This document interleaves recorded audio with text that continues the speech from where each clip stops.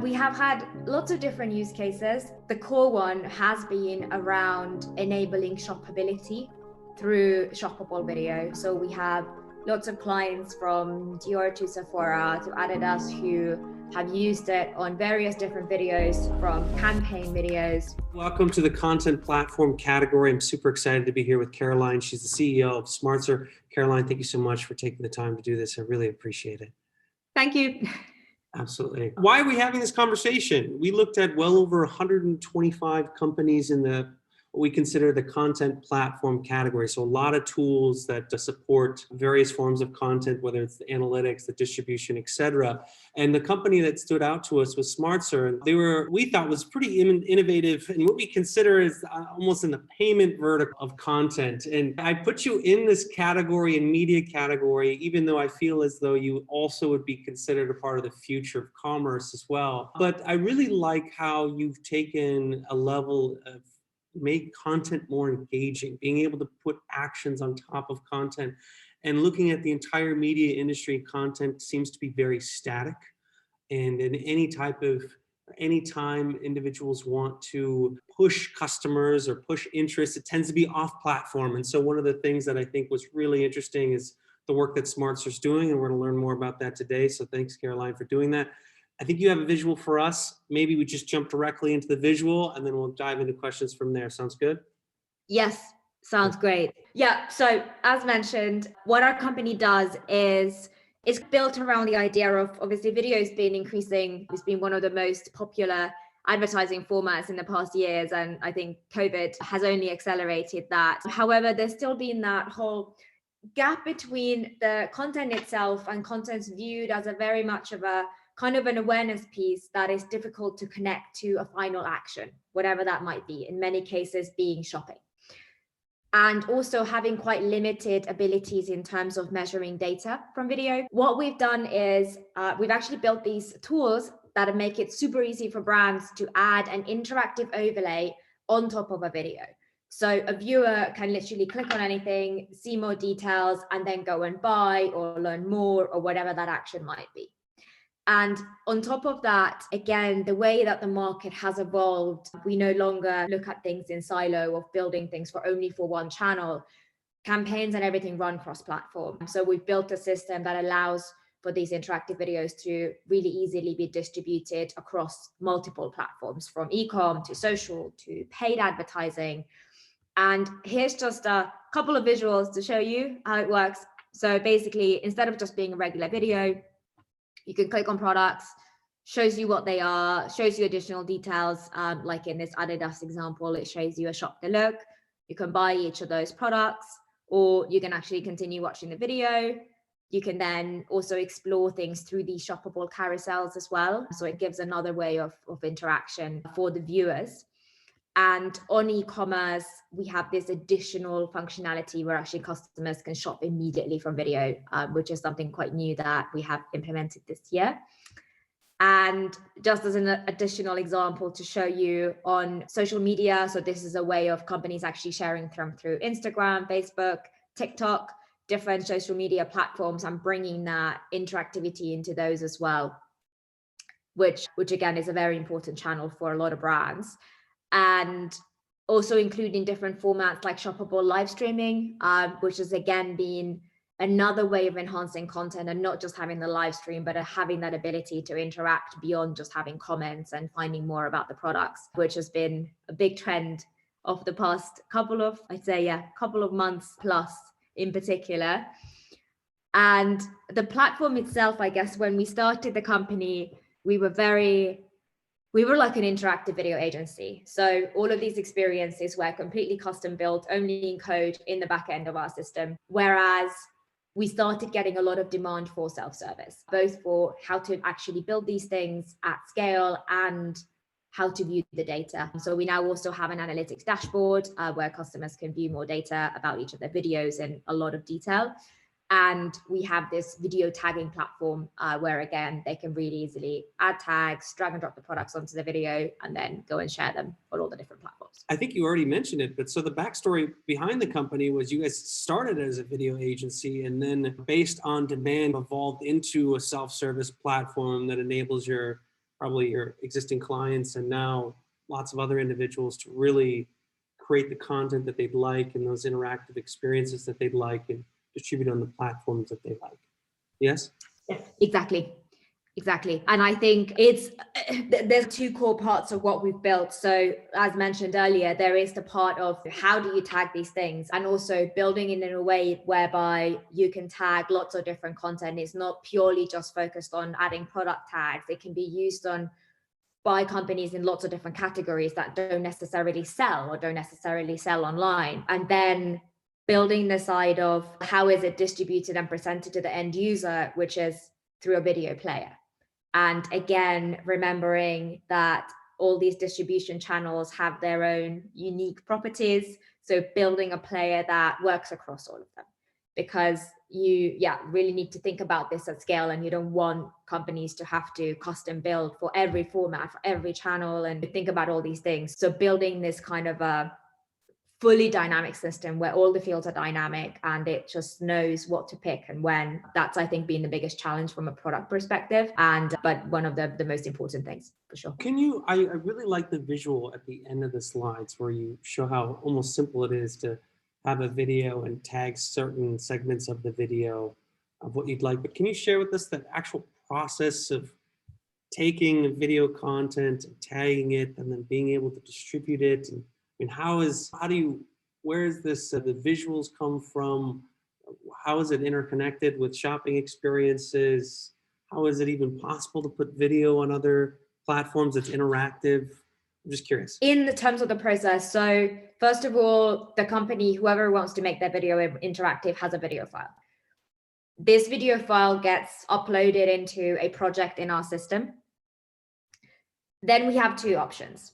Either they could just manually copy in the product information that they wish to show in the kind of pop-ups. So product name, imagery, price, description, the URL link, or whatever other information it may be.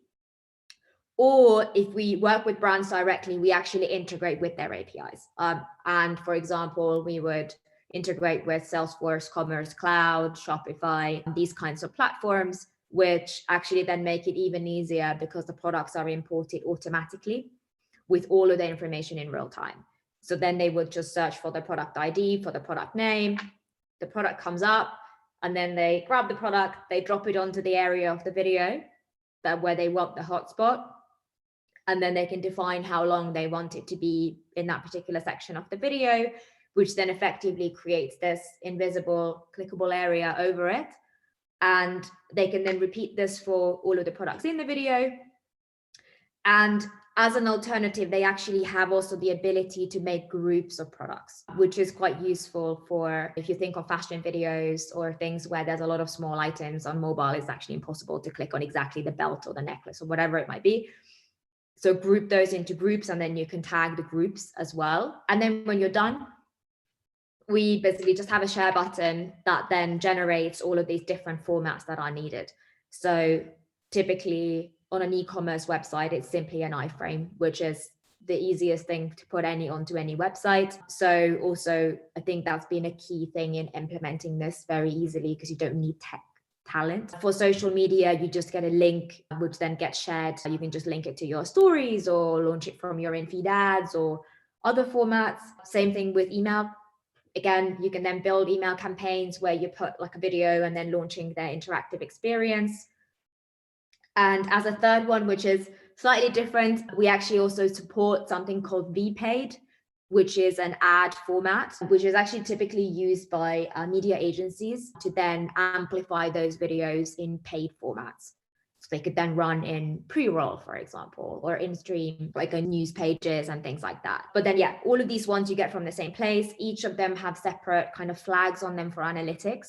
So you can then also go and see, like, how's my performance for this particular video comparing on newsletter compared to my Instagram story, to my e-commerce website. And interestingly, we are seeing a ranking of kind of social highest, newsletter, then e-commerce, and then paid ads. They go in that order from the data that we see. I think it's really exciting, the approach that you take and how versatile you've built your tool to not only make it very simple to create interactive content, but at the same time, push it everywhere. I'll talk a little bit more about the case studies I think that you even mentioned on your website, or the work that you've done with some companies in a variety of different ways is awesome. I'm curious, why is creating interactive content being really challenging? Yeah, I think the idea in itself is, I mean, that's not new. It's probably been around for decades. And the idea of we want to click and do something. I think in the initial phases, even when we started off, there were a lot of technological limits. Back then, video was on flash and you couldn't play it on mobile, and you were so limited in what you can do. And also it was also very early days of e-commerce. So just trying to put those two things together was nothing that could ever happen on scale. And I think even then in the middle phases, there were to even custom build an experience like this as a one-off for one channel, for one market. It's not that difficult. You can build that in weeks, but then suddenly the cost of it is also quite expensive. If you then for the second video, you also need to spend a week and so on, and for every single format. So that's again, not scalable. So I think then on the flip side, there's been a lot of companies going after this kind of, which is also, we did this too. We've spent time and money on investigating a lot of this, of the holy grail of AI, who will tag everything automatically and it's going to be amazing and it's all correct and perfect. Reality is it's not, the AI isn't there. Maybe in the future. For video, it's simply not there. What you're comparing against in the video to the imagery you have online, it doesn't match. I think this is where we've actually now maybe with our product made so much advance, because we've moved away from that. Like, we've taken the approach of let's spend 10 minutes tagging a video and have it correct for all of these different market formats, all of the different channels and so on, and building something that, yes, it doesn't sound amazing with AI, but it works and it's reliable. And we can always build AI on top when it gets better. So I think there's been different kind of explorations within the industry, but now I think finally we're in a place where this can be done at scale and very quickly and accurately. That's also super important. When you work with brands, you can't have things going wrong. So yeah, it's been, I think, understanding all of the different intricacies of different industries that you're trying to integrate in and building that universal system. That's taken time. And then for brands to come on board with this as well. But yeah, I think we're now in a really exciting place. I think what you've done is, I think, really interesting.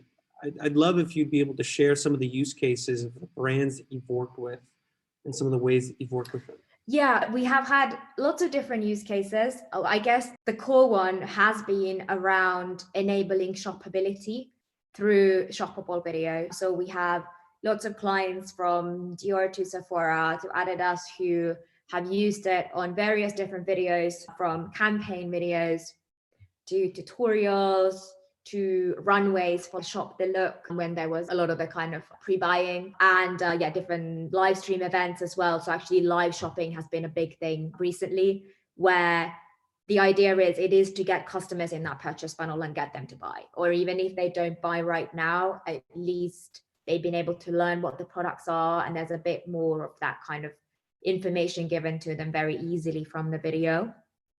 And also we've had luxury companies. So luxury has obviously been a lot later to get into e-commerce in general. Having said that, there is still that customer behavior of researching online and discovering online before buying in store. So for example, Bulgari has been one of our clients that has been using the technology to help product discovery and then finding the nearest store. So it's not direct shopping from the video, but it's still guiding the customers through that and getting them in the mindset of, well, could go to the store and could buy it. And then other kind of, actually quite interestingly recently, we've also been working on use cases where it's not the kind of customer facing shopping, but it's actually working with the wholesale platforms, particularly with COVID. Fashion shows, like, these things can't take place in the way they used to, showrooms and stuff.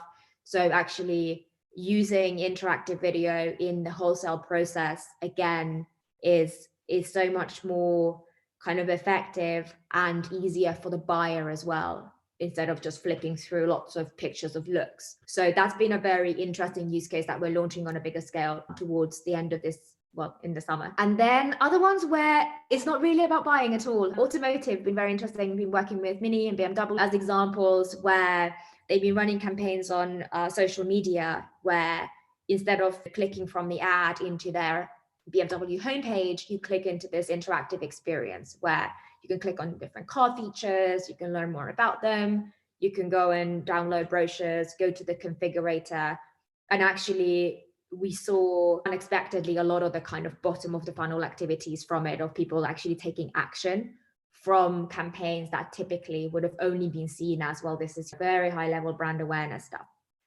So I think there's a lot of things there from a learning perspective of electronics. Again, people want to know the features, they care, they want to know, making that easy instead of making them Google through lots of really long kind of product description things, again, is really useful. And industry that currently isn't super alive, but hopefully will be soon, is travel. Again, we've had some really nice campaigns where like sometimes you see these videos of, oh, this is an amazing place, then it just zooms through all these cool things, but you have no idea what they are. So again, oh, this is that beach, and then you can see this is where it is, or that spa, or whatever it might be. So again, more that discovery angle, and I think that's very interesting as a support to purely looking at the shopping side of things. I want to dive into that specifically because I think even on your website you mentioned that 50% of users that end up interacting with the content on your platform when they have that option. And you've seen, based from client, maybe the customers that you've worked with today, when using their platform, do they see a much bigger boost in engagement with their customer base? Yeah, definitely. And I think it's, like you said, we see 50%, in some cases near 70% of people, they click and they want to know more. And I think it is that human want to learn in general. And if you make it very easy, people will do it. And I think it's probably also been driven by that kind of immediacy on platforms like social, where that you can click and you're not going to be taken somewhere miles away. Like, it's all in one place. And also, I think on the engagement side, maybe video in the past, they couldn't think of it that way because you couldn't engage with it beyond watching it. But adding this additional layer, it just completely changes the way they think about it. And when you spend so much money on video, why shouldn't it be something that you want to measure the impact? And you want to have it as something that can get people in the funnel, and you are making the video to show the products, wherever you are. I think, it adds a completely new dimension to it. And I think the data backs up the fact that people are interested and they want to know. And it's just a matter of experience, making it something that isn't all over like pluses and things all over the video, that it's not intrusive to the other 50% who just want to watch it, but finding that balance. And I think actually finding that balance of giving the control to the user achieves better result than pushing things at them. So but it's very interesting, and the numbers definitely do back up what we see. And also the interactions don't just happen in the beginning of the video, they happen throughout. So definitely it also gets a much higher number of people actually completing videos and spending a lot more time within that piece of content itself. I have one last question about the product itself, and then switch gears to more general market questions. But I like at the end of the slides that you provided, you showed that you have an analytics dashboard as well to really help your customers truly understand the engagement and the performance of their campaigns or videos or interactive content they've distributed. Can you maybe share with the audience the type of metrics that you guys are tracking and you share with your clients? Yeah, we track. So we don't see personal data, so we don't have audience data of who they are, but we have two types of things that we track. One is performance metrics. So everything that happens, every single click within the video, as where it was, when it was, what was the item, in what section of the interactive overlay, was it on the tags, was it on the carousel at the end? Also going into more detail of the different markets, different devices, different distribution channels, because I think it's really important for marketing not to just look at it overall, but they need to understand which channels are actually driving the most and what different types. Like maybe some are driving higher engagement but less click-throughs, and vice versa. And where do they want to adjust their budgets in? And especially if they're amplifying things paid, they want to know where to put that money in. And because it's also regularly videos, they know number of views and dwell time, and if there is a one click out banner, they have that click through, but everything else is blind. So it's really valuable to have those insights and knowing, okay, actually these things drove most amounts of click through, like these types of products, or even in these car features. It was actually interesting, even in one of the car ones, there was a feature that everyone was commenting on and stuff, and it was actually the one that was also click through the most from the video. And we've also often seen correlation of the products that are interacted most with the video correlate with the top sales as well from that brand. So it can, in theory, even be used to predict something that you needed from a buying perspective or anything like that as well. Then, in addition to the kind of performance stuff, we also look at behavioral data. So when are different things happening in video that are triggering clicks? Like, how are the tags positioned? What are the call to action? So you can really see, are there things on the creative side that are driving certain things more, and giving feedback to creative teams as well of, how should we edit the video? Should it be maybe different on different channels? Are there differences? Which also I think is becoming more and more interesting for brands, because a lot more of them are bringing creation in-house. So there's a better feedback loop of, actually these bits were really good and these bits had lower engagement. So maybe like we cut those out next time. So yeah, looking at both of those sides without getting into the crazy world of GDPR and things like that, but looking at it from a performance data perspective to understand how to improve overall.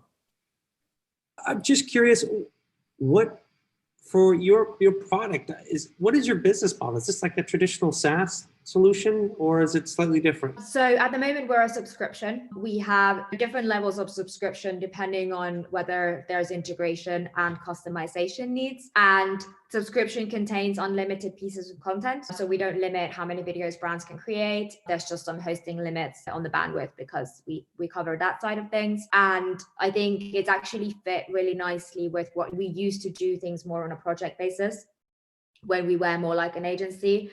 But actually just allowing for all content takes away that, you don't have to worry about, is this video good enough for me to, they start sometimes worrying about these things. Actually just put everything through, because we also see from our data, the more this format is used, the better the numbers are, because your customers get used to not one video being interactive and another one being YouTube.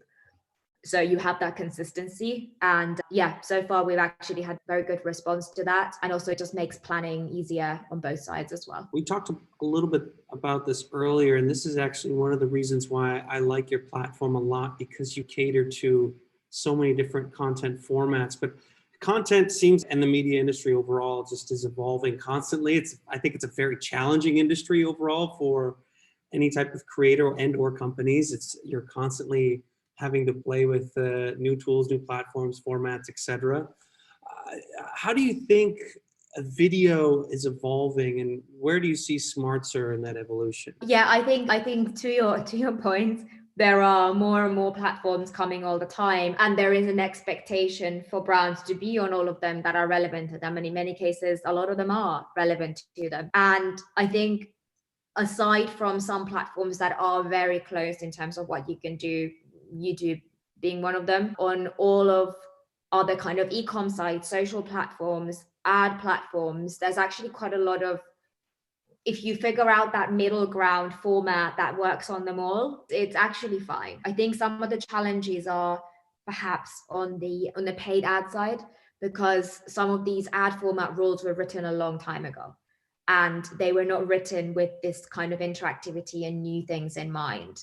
And all of the different ad platforms run as per those rules, which are actually now being updated, which is exciting. So it's going to probably take a little bit of time for all the updates to go through and that inventory to be available more broadly. And then OTT, and there's all these new kind of areas that are coming in that we are seeing more and more interest from broadcasters of how can we apply this, publishers who are doing their direct campaigns and things. But keeping that in mind, we always need to be really on top of, what we're building and what we are exporting from our system has to always conform into all of these formats, and making sure things don't change and things don't break. It's a bit of a web, but it's the core importance of our product. It has to work that way, because it's crazy for someone to do it one by one every time. And similarly for not just different platforms, but I think this kind of technology is now starting to get picked up by more and more markets. Like we're starting to, even markets that we probably never, like South America and stuff, that we didn't really talk about products like this, they are now starting to grow a lot. So again, having something that can run on those markets too, without having to rebuild, is another kind of dimension that we need to always be looking at.